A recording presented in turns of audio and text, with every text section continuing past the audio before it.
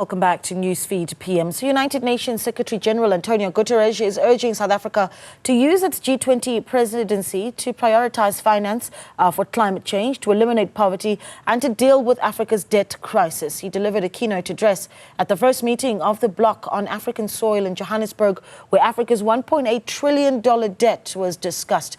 Business editor Xolani Mbanjwa has more.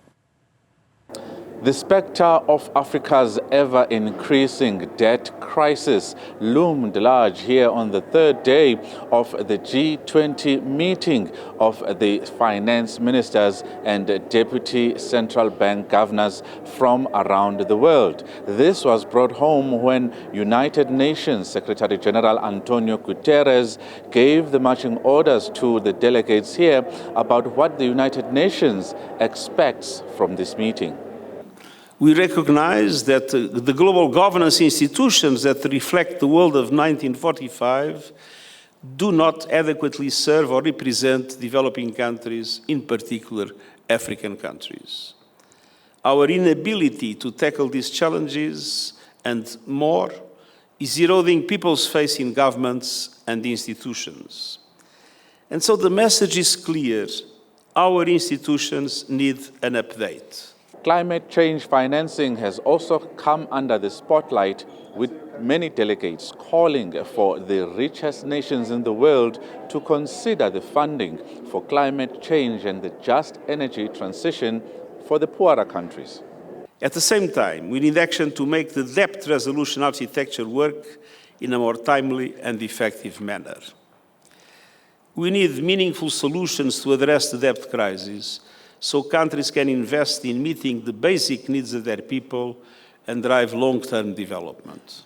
It was the central bank governors who spoke about how important it will be to consider a possible trade war between many countries, including the threats made by US President-elect Donald Trump on what this could mean for South Africa and the rest of the world. The question is, if everyone else starts increasing their tariffs, and that leads to price increases, and that the global prices go up, and what we import is now more expensive, then it may have a negative effect.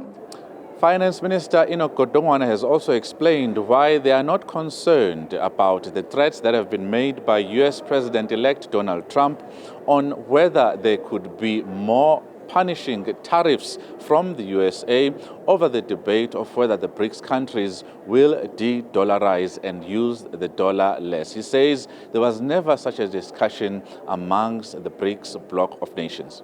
There's never been a debate about de-dollarization in the G20. Never a debate about de-dollarization in BRICS. Where does this thing come from? It's wrong. There is confidence among the delegates that are here from the G20 bloc of nations, including those from multilateral institutions such as the IMF and the World Bank, on whether there is going to be consensus among the delegations from around the world on issues such as global economic growth, including climate finance, and what to do when it comes to the African debt crisis. For Newzroom Afrika on Channel 405, I am Xolani Mbanjwa in Sandton, Johannesburg.